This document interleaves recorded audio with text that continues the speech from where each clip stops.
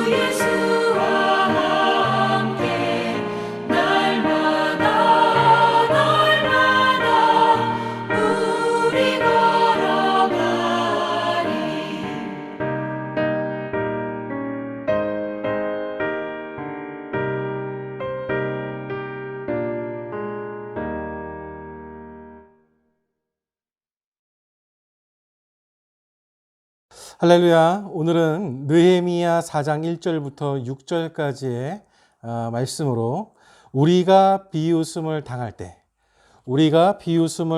때라는 제목으로 이 시간 하나님의 말씀 우리가 함께 나누겠습니다. 여러분, 오늘 느헤미야 4장 1절부터 6절의 배경은 이스라엘 백성들이 꿈에도 소원이었던 예루살렘 성벽과 성문을 다시 재건하고 있는 장면입니다. 얼마나 벅찼을까요? 아마 마음이 다시 우리가 하나님의 나라 또 하나님의 백성이라는 그들의 어떤 그 자랑, 그들의 어떤 자부심을 다시 한번 일깨워주는 그런 놀라운 일을 하고 있는 장면입니다. 역시 이런 장면에 서로가 책임을 다하고 수고함으로 세우는 모습을 우리가 오늘 말씀을 통해 볼 수가 있습니다. 그러나 여러분, 하나님의 뜻대로 움직여질 때 언제나 좋은 일만 있고 위기와 어려움은 없고 남이 인정받고 사랑해주고 그런 일들만 있을까요? 아닙니다. 하나님의 뜻대로 움직인다 할지라도 위기와 어려움과 또 주변의 비웃음과 시험 당할 일은 분명히 찾아옵니다. 오늘 말씀이 그 사실을 우리에게 말씀을 통해 보여줍니다. 하나님의 사역을 실패하도록 하는 것이 악한 영의 본분이기에 더 득달하여 하나님의 인도하심을 방해한다는 것이죠. 악한 영의 본분이 그렇습니다. 실패하도록 하는 것이죠.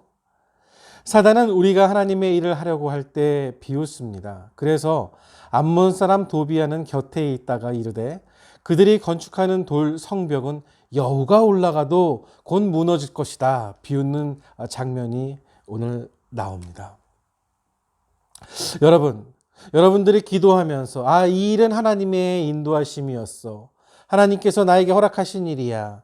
열심히 노력하고 열심히 행하고 있는데 누군가가 여러분을 비웃는다면 여러분은 어떻게 대처하시겠습니까? 참 어려운 일입니다. 그런데 오늘 말씀에서 느헤미야는 비웃음을 당할 때 대처를 잘 합니다. 어떻게 대처를 했을까요? 오늘 그 모습을 우리가 이 시간 나누면서 하나님께서 우리에게 주신 이런 사명, 또 어떻게 일을 해야 하는지 그런 은혜를 나누는 시간 되었으면 좋겠습니다. 첫 번째로 느헤미야는 그런 자신에게 다가오는 그런 비웃음을 향해 맞서 싸우지 않고 기도하는 모습을 보여줍니다. 그들의 비웃음에 대항하지 않고 오히려 영적인 문제임을 바로 알아채고 바로 그 자리에서 기도하는 모습을 보여줍니다. 그리고 우리가 업신여김을 당하고 방해받는 것이 건축하는 자 앞에서 주를 노하시게 하는 일이라고 하면서 또 기도합니다. 느헤미야가 참 지혜로운 것은 이 싸움을 하나님의 싸움으로 만들어 버리는 것입니다.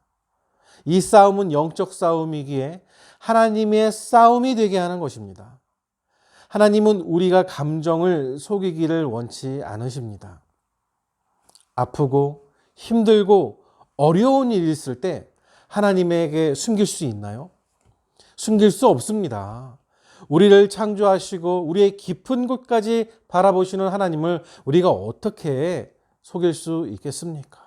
그러나 사람은 때로는 자신의 불쌍한 모습을, 때로는 자신의 힘든 모습을 주변 사람들에게 보이길 원치 않고 심지어 하나님에게도 드러내지 않으려고 하지요. 그것은 아주 잘못된 것입니다. 감정조차도 창조하신 분이 다스리시는 겁니다. 우리가 얼마만큼 분노하고 속상해하는지 하나님은 다 알고 계십니다. 알고 계시기에 우리가 주님 앞에 쏟아내므로 하나님 아시죠? 제가 이렇게 힘이 듭니다. 그러니 그렇게 힘이 드는구나. 나의 사랑하는 자녀야. 이렇게 하나님께서 대화 가운데 위로해 주시고 힘 주시는 것이죠. 바로 주님이 그 마음을 받으시고 위로해 주십니다. 느헤미야가 비웃음을 당할 때 맞서 싸우지 않고 기도했던 이유입니다. 두 번째로는 느헤미야는 목적만 붙잡습니다. 비난할 때 이 느헤미야는 하나님 앞에 기도하고 더 열심히 일을 합니다. 목적에서 절대로 벗어나는 모습을 보여주지 않습니다. 그러기에 성을 건축하여 이 전부가 연결되고 높이가 어느 정도 이르렀을 때 백성이 이 마음 들여 일을 하였음이다 라고 이 말씀을 하고 있습니다. 그들이 흔들림 없이 쌓아 올릴 수 있었던 이유는 백성이 마음을 다해 한 마음으로 열심히 일했기 때문입니다. 여러분, 우리가 어느 정도 일을 하면 야, 이 정도면 됐어. 우리 뭐 맛있는 거 먹으면서 하자. 우리 이거 기념하자. 이렇게 좀 마음이 해이해질 수 있지 않습니까? 느헤미야는 그러지 않았습니다. 철저하게 목적을 잡고서 이렇게 우리가 일을 해왔고 이 정도 일을 했습니다. 이건 다 하나님께서 우리에게 허락하신 것입니다. 도와주셨습니다. 하나님이 하셨습니다. 이스라엘 백성들과 이렇게 하나님께서 우리에게 은혜 주셨음을 나눕니다. 한 마음으로 열심히 일했기 때문에 그들을 방해하던 산발라와 도비아와 아라비아 사람들과 암몬 사람들, 아스도 사람들이 예루살렘 성이 중수되어 그 허물어진 틈이 이 메꿔져 가는 이 이야기를 듣고 심히 분노하는 모습을 보게 됩니다. 안 될 줄 알았거든요. 못할 줄 알았거든요. 하나님께서 사랑하시는 귀한 믿음의 성도들이 문제와 조롱과 비웃음 앞에 오히려 하나님께 기도하고 서로 힘내자고 사랑하고 격려하고 위로하며 신앙생활을 한다면 사단이 그런 우리를 보고 그런 성도들을 보고 분노하게 될 것입니다. 왜요? 자신의 뜻대로 되지 않으니까. 자신들이 이 성도들의 생활을 무너뜨리기 위해서 비웃음거리, 분노하는 이야기들 다 던졌는데 이겨내니까요. 그렇게 이겨낼 수 있었던 이유는 바로 이 일을 허락하신 분이 하나님이시고 하나님의 일을 위하여서 우리가 하나 되자. 목적만 붙잡는 느헤미야였기에 가능했다는 것입니다. 이런 모습은 우리가 배워야 할 것입니다. 세 번째로 내부의 적을 이기게 하는 느헤미야의 모습을 볼 수 있습니다. 느헤미야가 백성들과 함께 예루살렘 성을 쌓아가면서 이 말씀에서 보여주는 적들은 이제 외부의 적들이었습니다. 어디에 누구들이 비웃고 방해하고 어렵게 하고 고통스럽게 했습니다. 자, 그런데 이제 이 문제가 그동안은 외부에서 그런 사람들이 공격했다면 내부에서 일어나고 있음을 보여줍니다. 외부의 적들이 예루살렘에 가서 그곳을 요란하게 하자 하고 또 우리가 그들 가운데 달려 들어가서 살육하여 역사를 그치게 하자고 말합니다. 이제 대놓고 유대인들을 어렵게 만들자고 이 사단들이 유혹하는 것입니다. 그랬더니 이스라엘 내부에서 좌절하는 모습이 보이기 시작합니다. 쓰러지죠. 넘어집니다. 아파합니다. 힘들어합니다. 이제 사람들이 지쳐갑니다. 유다 사람들은 이르기를 흙 물덩이가 아직도 많거늘 짐을 나르는 자의 힘이 다 빠졌으니 힘들다는 이야기죠. 우리가 성을 건축하지 못하리라 말합니다. 여기저기에 이제 사람들이 지쳐서 쓰러져 있고 딴짓을 하고 불평불만을 합니다. 여러분, 우리의 모습도 크게 다르지 않지 않습니까? 하나님께서 응답을 주시고 하나님께서 좋은 곳으로 인도하여 주셨지만 어느 정도 시간이 지나 주변을 돌아보니 너무 힘이 든 거예요. 너무 열심히 달려왔다는 거예요. 그러면서 불평을 하기 시작하는 우리들의 모습을 볼 수 있습니다. 여러분, 하나님께서 인도하신 곳, 하나님께서 이끌어 주신 것, 우리가 감사하게 생각해야 합니다. 우리의 삶을 뒤돌아봤을 때 이만큼 살게 하신 것, 얼마나 감사합니까? 그러나 그 감사를 때로는 잊고 있죠. 오늘 이스라엘 백성들이 그 모습을 보여줍니다. 성을 세우기는커녕 죽게 생겼다는 그 좌절감, 절망감이 일을 해야 하는 백성들 마음속에 파고 들어가 버리게 된 것입니다. 이때 느헤미야는 이 상황을 어떻게 돌파할까요? 너희는 그들을 두려워하지 말고 지극히 크시고 두려우신 주를 기억하고 너희 형제와 자녀와 아내와 집을 위하여 싸우라 하고 선포하며 나갑니다. 실망할 때, 좌절할 때, 두려움에서 벗어나지 못할 때 오늘 우리가 다시 찾고 만나고 두드려야 할 분이 누구라는 것입니까? 하나님이라는 것입니다. 크고 두려우신 하나님을 기억해라. 그 하나님을 다시 의지해라. 오늘 느헤미야는 이렇게 이스라엘 백성들을 향하여 선포하며 동기부여를 하고 있는 것입니다.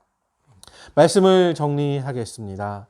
사도행전을 보면 사도들의 복음 사역을 반대하는 자들의 이 동기가 무엇인지 분명히 기록하고 있는데요. 사도들의 활동으로 자신들의 영향력과 기득권에 이 방해를 가져온다고 여겼기에 질투가 난 거예요. 시기심이 발동한 겁니다.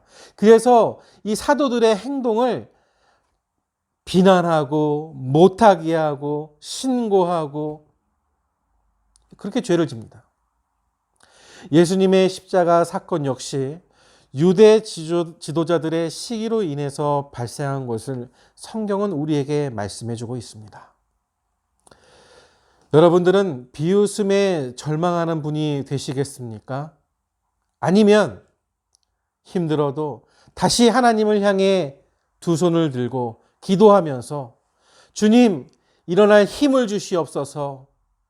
주님, 나를 세워주시옵소서.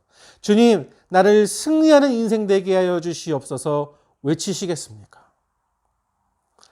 사랑하는 성도 여러분, 좌절하지 마시고 다시 힘있게 일어나서 우리를 믿으시는 그 하나님 앞에서 다시 한번 날개를 활짝 펴 날아오르시는 저와 여러분들이 다 되어주시기를 이 시간 주님의 이름으로 축원을 드립니다.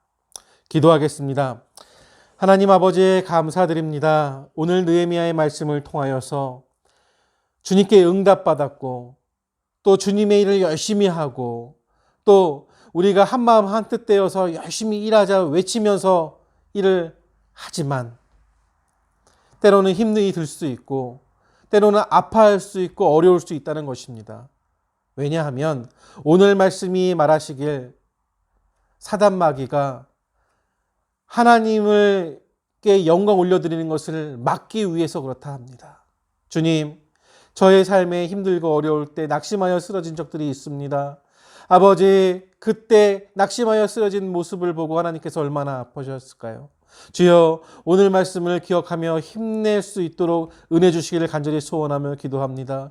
주여 하나님 아버지, 오늘 느헤미야의 모습처럼 힘들고 어렵고 주님, 남들이 나를 비웃을지라도 신앙 중심, 교회 중심, 말씀 중심으로 살아가는 우리가 되게 하여 주시옵소서.